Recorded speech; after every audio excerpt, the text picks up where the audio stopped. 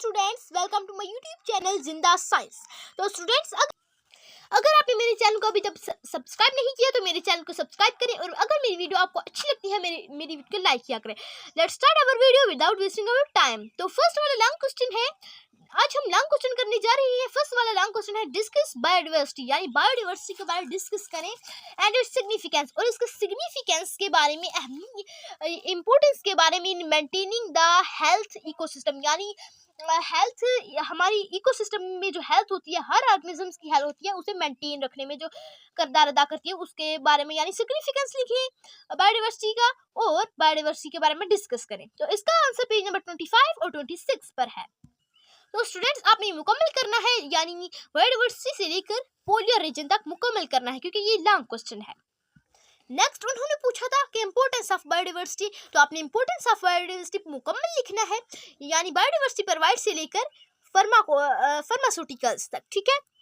तो स्टूडेंट्स, अब हम करेंगे second long question, explain the importance of classification in biology and how it help understand the relationship between different organisms की classification है biology में, उसकी अहमियत बयान करें और जो ऑर्गेनिजम्स के दरमियान मुख्तलिफ रिलेशनशिप होते हैं उनको समझने के लिए ये कैसे मदद करती है क्लासिफिकेशन। इसका आंसर पेज नंबर 26 और 27 पर है, तो मूव करते हैं पेज नंबर 26 और 27 पर। तो इसका आंसर है बायोलॉजिस्ट से लेकर, क्योंकि हमने इसकी मुकम्मल अहमियत बयान करनी है तो ये इसकी अहमियत ही आ जाती है, यानी बायोलॉजिस्ट हैव आइडेंटिफाइड, ये इसकी मुकम्मल अहमियत आ जाती है क्लासिफिकेशन की। और एम और प्रिंसिपल भी हम इसी में ही करेंगे। एम और प्रिंसिपल इधर तक है, और अब एडवांटेजेस हमें करेंगे क्लासिफिकेशन की कि हमें क्या फ़ायदा मिलता है इससे, ठीक है, और इम्पोर्टेंस भी इसी में ही शामिल आ जाता है। तो इसका मुकम्मल आंसर पेज नंबर 26 और 27 पर है। इसका मुकम्मल आंसर क्लासिफिकेशन की पैरा नंबर 1 से लेकर एडवांटेजेस ऑफ क्लासिफिकेशन की एंड वाली लाइन तक है, यानी डाइवर्सिटी तक है। नेक्स्ट है question number 3, describe the lineage system, और क्लासिफिकेशन का लाइनेज सिस्टम डिटेल से बयान करें, stating the 7 taxonomic rank in their relationship, और जो 7 टैक्सोनॉमिक रैंक्स हैं वो उनके रिलेशनशिप ये हमें तफसील से बताएं, उन्होंने पूछा हुआ है। तो ये है पेज नंबर 27 और 28 पर है।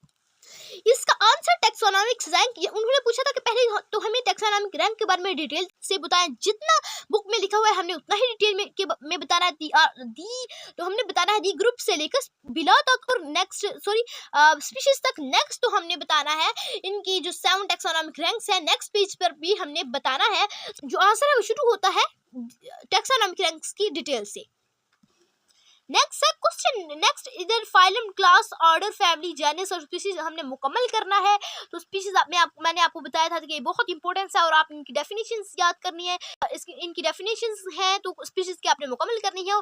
इसका आंसर टैक्सोनॉमिक की डिटेल से लेकर पेज नंबर 28 ऑफ स्प्रिंग तक है। नेक्स्ट है question number 4, compare the and contrast domain archaea bacteria focusing on the key characteristics, यानी इनकी की कैरेक्टरिस्टिक्स, यानी इनकी जो खसूसियात है उन पर फोकस करके आपने आर्चरी और बैक्टीरिया में डिफरेंस बताना है डिटेल में। तो इसका आंसर पेज 31 और 32 पर है। तो इसका आंसर शुरू होता है, यानी इसकी कैरेक्टरिस्टिक लिखनी है तो इतनी इसकी कैरेक्टरिस्टिक की 1000 की आ जाती है। तो पहले हमने इनकी कैरेक्टरिस्टिक कर ली, डोमेन आर्चरिया की कर ली, यानी दीज आर मोस्ट से लेकर प्रोड्यूस ऑक्सीजन तक। नेक्स्ट पेज नंबर 32 पर मूव करें। नेक्स्ट हमने करनी है डोमेन बैक्टीरिया के कैरेक्टरिस्टिक्स। तो इनके कैरेक्टरिस्टिक्स हैं दिस डोमेन कंटेन से लेकर न्यूट्रिएंट रिसाइक्लिंग तक। तो हमने क्वेश्चन नंबर 4 का कंप्लीट आंसर कर लिया है। अब हम क्वेश्चन नंबर 5 की तरफ मूव करते हैं। डिस्क्राइब द डायग्नोसिस का मतलब है तशखीस करना, किसी चीज़ की मालूमात निकालना। कैरेक्टरिस्टिक मीन खसूसियात of 4 kingdom within domain eukarya, यानी जो यूकार्या है उसकी 4 कैरेक्टरिस्टिक के बारे में हमें उनकी तशखीस करें, डायग्नोट करें, ठीक है। तो इसका आंसर पेज नंबर 33 और 34 पर है। तो स्टूडेंट्स, उन्होंने क्लासिफिकेशन ऑफ डोमेन यूकार्या के बारे में पूछा हुआ है, तो हमने मुकम्मल लिखना है, यानी किंगडम प्रोटिस्टा भी लिखना है मुकम्मल, दी किंगडम से लेकर एग्जाम्पल्स तक जितनी भी हैं इसकी टाइप्स ये मुकम्मल हमने लिख ली है। नेक्स्ट किंगडम फंजाई भी हमने मुकम्मल लिखना है, यानी जिस किंगडम से लेकर यीस्ट तक, ठीक है। और हमने किंगडम प्लांटिया और किंगडम एनिमिया भी करना है, क्योंकि ये छोटी छोटी हैं तो आप इंशाल्लाह कर लेंगे, घबराने की कोई ज़रूरत नहीं है, मैं आपकी मदद के लिए हाजिर हूँ। तो स्टूडेंट्स इसका मुकम्मल answer, complete answer page number 33 से लेकर 34 तक है, यानी इसकी मुकम्मल किंगडम्स करनी है, kingdom protista, kingdom fungi, kingdom animalia, kingdom plantae. ठीक है, तो स्टूडेंट्स ये क्वेश्चन आपको क्लियर हो गया होगा। अब हम करते हैं क्वेश्चन नंबर 6। ये क्वेश्चन है discuss the challenge of classifying viruses within the traditional. Viruses क्यों नहीं क्लासिफाई हुए ट्रेडिशनल तौर पर डोमेन ऑफ लाइफ? ये भी बिल्कुल 10 की तरह है, लेकिन उन्होंने थोड़ा डिटेल में पूछा हुआ है, तो हमने अब डिटेल में बताना है, ये बुक में नहीं है, ये थोड़ा सा उन्होंने साइड पर करके पूछा हुआ है, तो मैं आपको बताती हूँ। तो ये इस क्वेश्चन का मुकम्मल आंसर है, यानी पहले नंबर पे तो इनमें क्यों नहीं डिवाइड हुए classifying viruses within the traditional 3 domains of life, यानी क्लासिफाइंग यानी 3 डोमेन्स लाइफ की, यानी बैक्टीरिया, आर्ची और बैक्टीरिया में क्लासिफाइड करना बहुत ही मुश्किल था। This is because viruses are not considered they living by many scientist, यानी बिकॉज क्योंकि viruses not considered truly living organisms, यानी बहुत से साइंटिस्ट ने ये कहा था कि जो वायरसेस है ये ट्रूली नहीं है, कि ये सच नहीं है कि ये जिंदा जानदार है, मुकम्मल जिंदा जानदार है। ठीक है, यानी मैंने आपको पीछे भी बताया था कि जब ये ऑर्गेनिज्म, जब इनको खुराक की वगैरह की जरूरत होती है, प्रोटीन की जरूरत होती है बढ़ाने के लिए प्रोटीन की होस्ट, तो ये ऑर्गेनिजम्स की बॉडी में चले जाते हैं, वरना ये बाहर ही रहते हैं। इसीलिए ज्यादातर साइंटिस्ट ने इनको ट्रूली यानी सच्चा जिंदा जानदार नहीं माना। ठीक है, तो नेक्स्ट इसका पहला मसला है वायरसेस आर ए सेलुलर। ये ए सेलुलर होते हैं। Viruses do not have a cellular structure, यानी वायरसेस की एक सेलुलर स्ट्रक्चर नहीं होती। The 3 domain of life include only cellular organisms while viruses are made up of just genetic material or RNA or DNA include. आगे लिखा हुआ है, इन बताया कि जो वायरसेस है ये 3 डोमेन में, जबकि 3 डोमेन है यानी 3 किंगडम की दर्जा बंदी है, उनमें सिर्फ वो ऑर्गेनिजम्स आते हैं वो जो सेलुलर है। ठीक है, जो वायरसेस हैं वो सिर्फ बने हैं आरएनए या डीएनए के मटेरियल से। ठीक है, यानी लिखा हुआ था enclosed in a protein coat, यानी और ये एक प्रोटीन कोट से घेरे हुए होता है। नो इंडिपेंडेंट मेटाबॉलिज्म, इनका मेटाबॉलिज्म नहीं होता। Viruses can not carry out life process, जो वायरसेस है ये कैन कैरी आउट नहीं कर सकती, निकाल नहीं सकती लाइफ प्रोसेस को, जिंदगी के प्रोसेस के, लाइक रिस्पायरेशन और रिप्रोडक्शन ऑन देयर ओवन्स, यानी जैसा कि रिस्पायरेशन या उनकी अपनी रिप्रोडक्शन। ठीक है, यानी बढ़ाओ। They must infect or host cell, वो टू रिप्रोड्यूस, वो एक होस्ट सेल को रिप्रोड्यूस करते हैं और जरूरी इन्फेक्ट करते हैं। In contrast all living thing in 3 domain can carry out metabolism and reproduce independently. तो इन कॉन्स्ट्रेट यानी कॉन्सेंट्रेट में ऑल लिविंग थिंग, तमाम जानदार जो होते हैं, जिंदा जानदार होते हैं, इन द 3 डोमेन्स में कैन कैरी आउट मेटाबॉलिज्म को अपनी तरफ मुदावा देते हैं, रिप्रोड्यूस इंडिपेंडेंटली, और रिप्रोड्यूस कर देते हैं इंडिपेंडेंटली। डिपेंडेंट वो होते हैं जो किसी पर असरअंदाज हो, इंडिपेंडेंटली वो होता है जो किसी पर नहीं होता है। तो ये है कि कॉन्सेंट्रेट में जो लिविंग 3 किंगडम में जो लिविंग ऑर्गेनिजम्स होते हैं वो मेटाबॉलिज्म को कैरी आउट करके बढ़ावा देते हैं और बगैर किसी पर असरअंदाज हुए इनको रिप्रोड्यूस करते हैं। थर्ड प्रॉब्लम था डू नॉट फिट क्राइटेरिया, यानी ये क्राइटेरिया में फिट नहीं होते। Each domain classified based on cell type, genetic material, cell wall and metabolism, यानी जो हर डोमेन है वो क्लासिफाइड हुआ है cell type, genetic, metabolism, cell wall और मटेरियल के बेस पर, बुनियाद पर। Viruses do not match any of this criteria, यानी जो वायरसेस है वो इनमें से किसी भी क्राइटेरिया से नहीं करता, मुशाबहत नहीं रखता, यानी ये ना तो इसमें सेल वॉल होता है, सेल टाइप्स होती हैं, ना इसमें जेनेटिक होता है, जेनेटिक डिस्क, ना इसमें मटेरियल, सेल वॉल भी नहीं होता और मेटाबॉलिज्म भी नहीं होता वायरस में।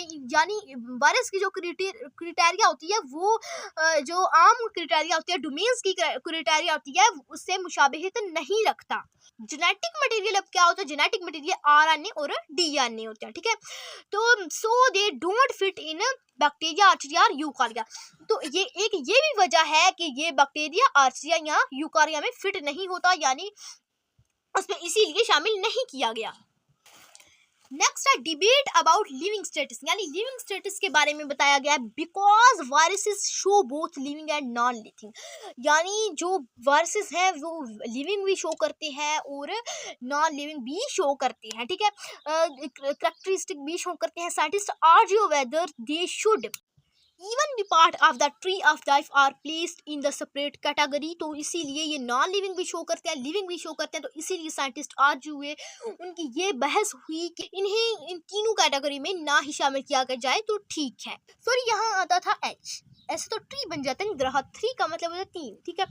तो इसी यही वजह थी। नेक्स्ट कंक्लूजन, नतीजा क्या निकला, ठीक है, इसका नतीजा क्या निकला। Due to their unique nature, इनके यूनिक नेचर के नतीजे में viruses can not be classified within the traditional three domain of life. Viruses को किसी भी जो डोमेन है, कोई भी डोमेन है, उसे उसमें शामिल वायरस को नहीं किया गया, इन वजूहात की वजह से जो मैंने आपको पहले पढ़ाई हैं, ठीक है।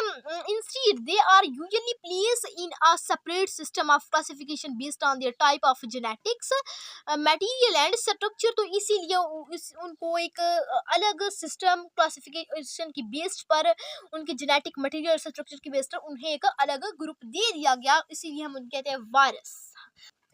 तीनों किंगडम्स में डिवाइड नहीं किया गया, क्योंकि जो तीनों किंगडम है उनमें कोई तो एक चीज़ है जो आपस में मिलती जुलती है, लेकिन उनमें बहुत सा कोई डिफरेंट भी है जो इतनी ज़्यादा किंगडम बनाई गई, ठीक है। तो स्टूडेंट्स ये इसका मुकम्मल आंसर है। मैं दोबारा आपको एक बार दिखा देती हूँ ताकि आप लिख लें अपनी कापियों पर, ठीक है। ये शार्ट में भी आ सकता है कि इसकी कौन कौन सी वजूहात थी। तो मैंने आपको 4 वजूहात बताई हैं। अगर आपको लिखने में कोई मसला हो रहा है तो मैं शार्ट्स में भी ऐड कर दूंगी, ठीक है। तो यहाँ मैं आपको कोशिश करती हूँ कि मैं आपको मुकम्मल क्वेश्चन दिखाऊं शुरू से। तो ये इसकी वजूहात है, इन्होंने बताया हुआ है कि बहुत मुश्किल था, डिफिकल्ट था, साइंटिस्ट ने चैलेंज किया। तो फर्स्ट था, इसमें कौन कौन सी होनी नहीं थी, वायरसेस को एक सेलुलर नहीं होना चाहिए था बल्कि सेलुलर होना चाहिए था। ये आप स्टूडेंट्स मुकम्मल लिख लें। जो सेकंड प्रॉब्लम सामने आया था कि इनमें मेटाबॉलिज्म नहीं है, तो वो लिखा गया है, आप लिख सकते हैं। नेक्स्ट, डोंट फिट क्राइटेरिया, यानी ये क्राइटेरिया में फिट नहीं होता, यहाँ ये भी बताया गया है, ठीक है। Next, debate about living status, यानी लिविंग स्टेटस के बारे में, जिंदा के बारे में, यानी इनकी जिंदगी कैसी होती है, जिंदा होते हैं या गैर जिंदा होते हैं। नेक्स्ट आ जाता है कॉन्क्लूशन आ जाता है, यानी इनका नतीजा क्या निकला, इनका रिजल्ट क्या निकला। तो स्टूडेंट्स आई होप तो आपको ये क्वेश्चन अच्छी तरह समझ आ गया होगा। ये क्वेश्चन आपको मैंने इसीलिए एक्सप्लेन किया क्योंकि ये क्वेश्चन आपकी बुक में नहीं है, तो इसीलिए मैं आपको एक्सप्लेन किया। तो स्टूडेंट्स अब हमारा लास्ट वाला क्वेश्चन है, last but not the least, explain the rule and guideline for suggesting scientific name organism. यानी रूल और गाइडलाइन यानी कवानीन हमें बताएं कि साइंटिफिक नेम को, ऑर्गेनिज्म साइंटिफिक नेम को चूज करने में क्या रूल होते हैं, ठीक है। तो इसका आंसर पेज नंबर 37 पर है, ठीक है। तो ये है जिस साइंटिफिक नेमिंग ऑफ ऑर्गेनिज्म से लेकर ये सेपरेटली अंडरलाइन तक इसका मुकम्मल आंसर है। तो स्टूडेंट्स आज हमने अपना मुकम्मल चैप्टर खत्म कर लिया है, बायोडाइवर्सिटी। आज हमने मुकम्मल चैप्टर अल्लाह ताला के फजल करम से मुकम्मल कर लिया है। तो आई होप सो जो स्टूडेंट्स मेरी वीडियो शुरू से देख रहे होंगे उन्हें हर चैप्टर की समझ आ गई होगी, यानी हम लोगों ने आज दूसरा चैप्टर खत्म कर लिया, इन दोनों चैप्टर्स की आपको समझ आ गई होगी। तो स्टूडेंट्स अगर आपको मेरी वीडियो अच्छी लगती है तो मेरी वीडियो को लाइक किया करें, और अगर चैनल पर नए हैं आप तो मेरे चैनल को सब्सक्राइब करें ताकि मेरी हर आने वाली वीडियो का नोटिफिकेशन आपके पास आसानी से पहुंच जाए। तो स्टूडेंट्स आज के लिए इतना ही काफी है। अल्लाह हाफिज, मिलते हैं नेक्स्ट वीडियो में।